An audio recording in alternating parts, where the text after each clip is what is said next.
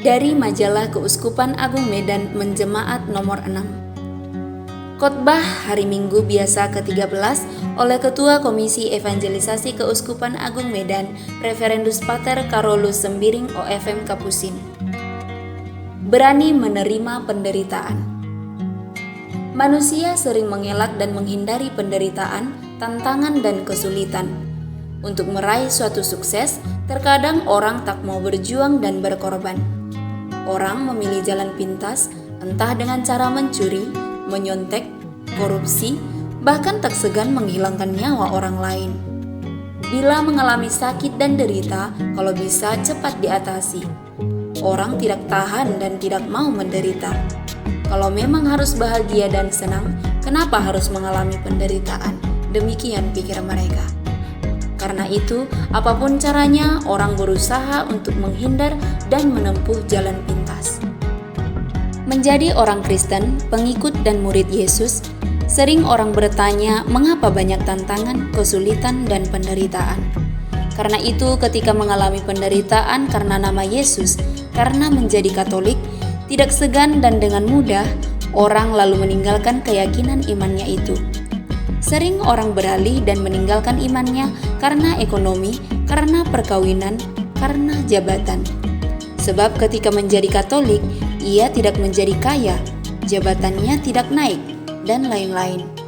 Dengan mudah iman itu ditukar dengan hal-hal yang menurutnya lebih baik dan lebih membahagiakan hidupnya, dan tidak banyak penderitaan. Yesus dalam Injil hari ini mengajak kita untuk menjadi pribadi yang layak bagi Yesus. Pribadi yang layak bagi Yesus adalah pribadi-pribadi yang lebih mengasihi Yesus daripada ayah ibunya sendiri, lebih daripada putra-putrinya sendiri. Orang yang mau memikul salibnya dan mengikuti Yesus. Orang yang rela kehilangan nyawanya. Orang yang mau menyambut pengikut Yesus, yang mau menyambut para nabi, dan mereka yang memberi sedekah. Inilah kriteria yang ditawarkan Yesus kepada kita. Berani mengikuti Yesus berarti juga berani dan rela menderita. Yesus menegaskan pentingnya kerelaan untuk menderita atau kesediaan memikul salib sebagai syarat untuk mengikutinya. Barang siapa tidak memikul salibnya dan mengikuti aku, ia tidak layak bagiku. Kehidupan orang-orang Kristen selalu dikaitkan dengan salib. Oleh misteri salib, penderitaan manusia mempunyai arti.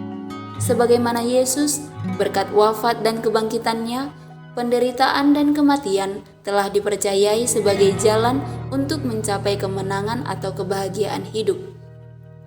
Penderitaan dan kematian adalah korban-korban yang harus dijalani guna memperoleh keberhasilan atau kebahagiaan di dalam hidup.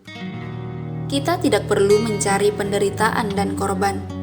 Tetapi kalau kita dipanggil untuk menderita dan berkorban demi kebahagiaan dan keselamatan sesama kita, maka hendaknya kita bisa menghadapinya dengan ikhlas dan rela.